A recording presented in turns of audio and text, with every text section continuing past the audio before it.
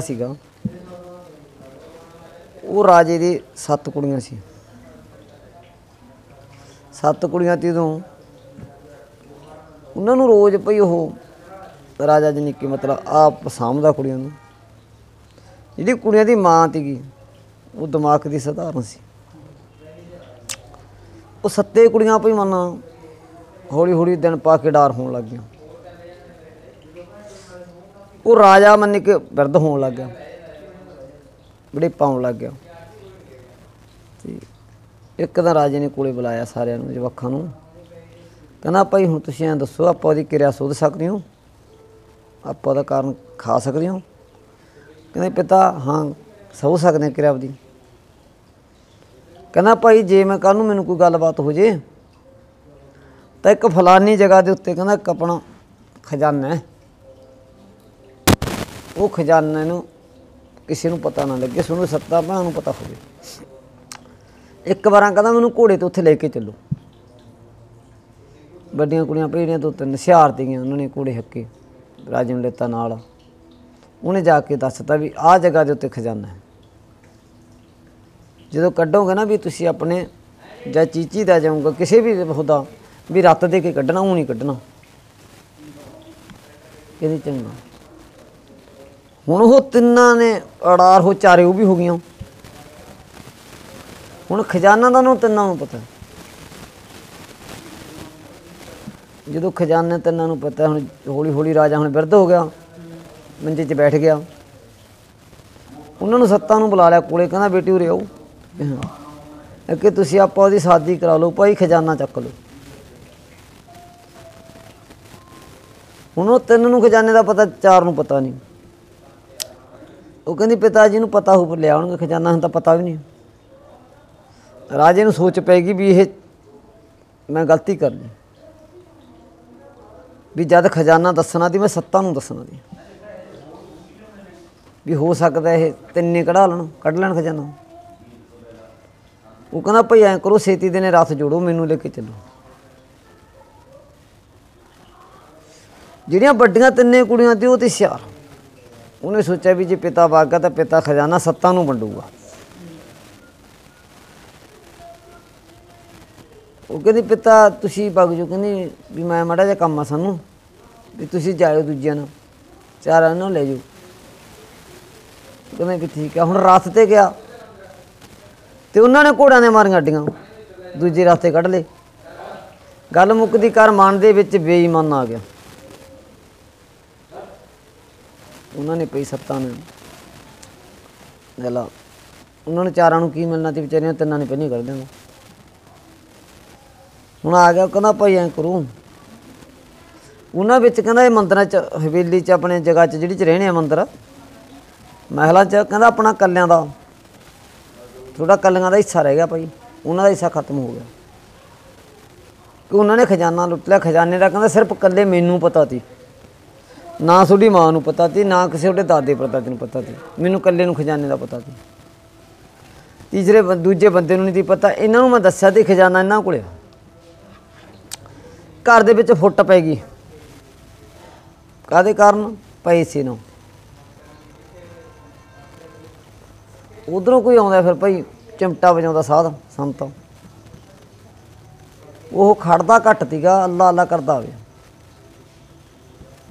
पीढ़ी राजे की हुण कुड़ी बड्डी नूं हंकार हो गया, कोई खजाने की मालकना बन गई। जिहड़ी छोटी कुड़ी थी कहती बाबा खड़ जा, पिस्या मैं पाउणी आ। कोई हंकार नहीं सी। वो कहती जे तां खड़ के पाउंदा पा दे, नहीं कहती जाण दे। फिर उन्हें तुरे जाते ने तो चिमटा वजाता, नाले वार गाती उत्थे। कहंदा भाई जिहड़े नाचते तूं नचदी ऐ, ये तो नागां दा सिर है। जिहड़े नाचते नचदियां नागां दा सिर है, ये कद भी डंग सकदा। ते वो चुप कर गई, बोली नहीं कुछ। उन्हें भाई कुड़ी ने छोटी ने पिस्या पाई कहाना जदों अल्लाह कहा उन्हें, उस वक्त राजे के साहस पूरे हो गए। संस्कार हो गया, सारा कुछ हो गया। जिमें जिहा जिहा उदों टाइम ती जां ਕੁਛ ਵੀ ਕਰਦੇ ਤੀ, ਭੋਗ ਪਾਉਂਦੇ, ਕੁਛ ਕਰਦੇ ਤੀ, ਉਹਦਾ ਕਰ ਲਿਆ ਉਹਨਾਂ ਨੇ ਕਾਰੋਬਾਰ। ਉਦੋਂ ਬਾਅਦ ਉਹ ਬੰਡਵਾਰੇ ਪਾਉਣ ਲੱਗ ਗਏ ਘਰ ਦੀਆਂ ਕੁੜੀਆਂ, ਕਿਉਂ ਵਿੱਚੋਂ 5-4 ਵਿਆਹੀਆਂ ਗਈਆਂ, 1-2 ਰਹਿ ਗਈਆਂ। ਕਹਿੰਦੇ ਕੁੜੇ ਬੰਡਵਾਰੇ ਤਾਂ ਪਾਈ ਜਾਂਦੇ, ਜਿਹੜੀਆਂ ਕੁਮਾਰੀਆਂ ਇਹਨਾਂ ਦਾ ਵੀ ਕੁਛ ਕਰੋ। ਜਿਵੇਂ ਆਪਾਂ ਵੈਸੇ ਕਹਿੰਦੇ ਨੇ ਵੀ ਸਾਡਾ ਫਲਾਨਾ ਬੱਚਾ ਕੁਮਾਰਾ ਬੈਠਾ ਜਾ, ਉਹ ਕਹਿੰਦੀ ਕੁੜੇ ਅਸੀਂ ਆਪਦੇ ਕਰਮ ਖਾਧੇ ਨੇ, ਆਪਦੇ ਕਮਾਈ ਕਰੀ ਆਏ, ਆਪਦੀਆਂ ਕਰ ਲੈਣੀਆਂ। ਉਹ ਕਿਤੇ ਜਦੋਂ ਮੰਨ ਕੇ ਚੱਲ ਇਹਨਾਂ ਨੇ ਆਪ ਹੀ ਦੀ ਕੰਧਾਂ ਕੱਢਣੀਆਂ ਸ਼ੁਰੂ ਕਰਤੀਆਂ ਜਗ੍ਹਾ 'ਚ, ਤਾਂ ਉਹੀ ਸੰਤ ਫੇਰ ਆ ਗਏ ਗੇੜਾ ਦੇ ਕੇ,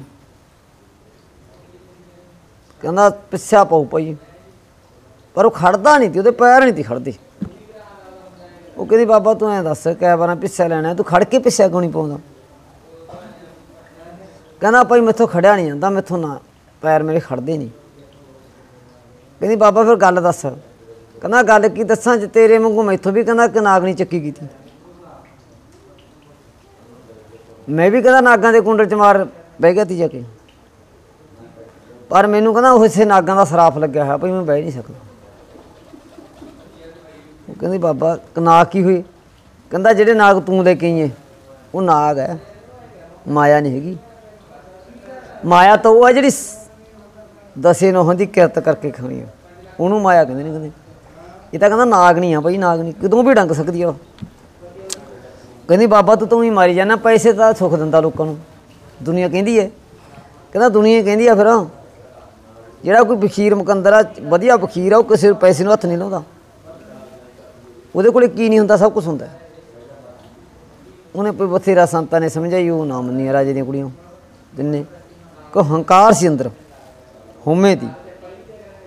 ਉਹਨੇ ਵੀ ਸਮਾਂ ਥੋੜ੍ਹਾ ਘਣਾ ਲੰਘਿਆ, ਉਹ ਰਾਜੇ ਦੀ ਕੁੜੀ ਬਿਮਾਰ ਹੋ ਗਈ, ਜਿਹੜੀ ਨੇ ਪਲਾਨ ਬਣਾਇਆ ਸੀ ਵੀ ਪੈਸੇ ਆਪਾਂ ਕੱਢਾਂਗੇ।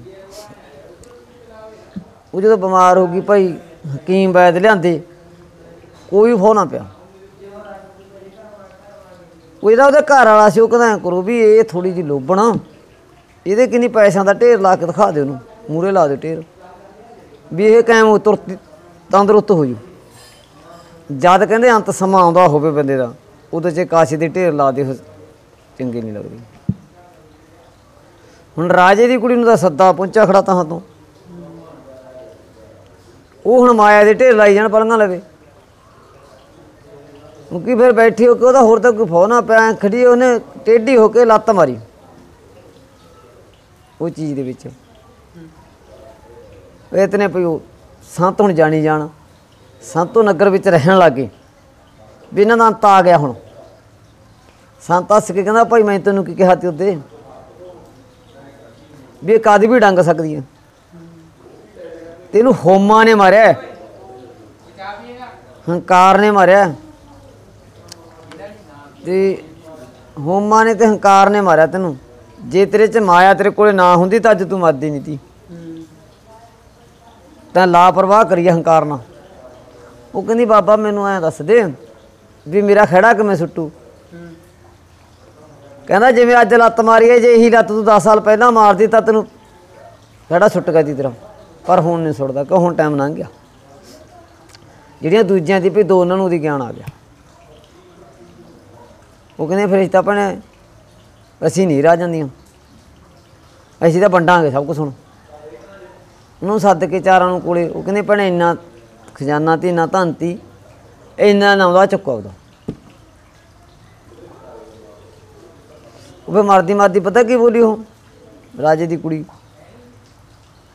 ਤਾਂ ਹਾਂ ਮੂੰਹ ਕਰਕੇ ਕਹਿੰਦੀ ਮਾਲਕਾ ਸੱਚੇ ਪਾਤਸ਼ਾਹ, ਕਹਿੰਦੀ ਮੇਰੀ ਲਾਤ ਤੋਂ ਨਾ ਕਰਾ ਦੀ ਜਿਹੜਾ ਮੈਂ ਕਰ ਗਈ। ਜਿਹੜੀ ਲਾਲੀ ਕਹਿੰਦੀ ਕਿ ਮੇਰੇ ਚਿਹਰੇ ਦੀ ਲਾਲੀ ਸੀ, ਜਦੋਂ ਮੈਂ ਹੱਸਦੀ ਤੀ, ਪੈਸੇ ਕਿੰਨੀ ਦੇਖ ਕੇ ਵੀ ਮੇਰੇ ਕੋਲ ਇੰਨਾ ਦੌਲਤ ਇੰਨੀ ਹੋਇਆ, ਰਾਜੇ ਖਰੀਦ ਲਏ ਤੀ ਮੈਂ, ਪਰ ਕਹਿੰਦੀ ਇਹ ਕੰਮ ਮੇਰੀ ਲਾਤ ਤੋਂ ਨਾ ਕਰਾ ਦੀ, ਚਾਹੇ ਦਿਹਾੜੀ ਕਰਾ ਕੇ ਰੋਟੀ ਦੇ ਦੀ। ਉਹ 10 ਨੋਹਾਂ ਦੀ ਕਮਾਈ ਹੁੰਦੀ ਹੈ, ਉਹਦੇ ਨਾਲ ਉਹਦੇ ਕੋਈ ਉਹਦੇ ਨਾਗ ਨਹੀਂ ਲੜਦਾ, ਉਸ ਨਹੀਂ ਲੜਦਾ ਜਿਹੜਾ ਕੰਮ ਕਰਕੇ ਰੋਟੀ ਖਾਊਗਾ।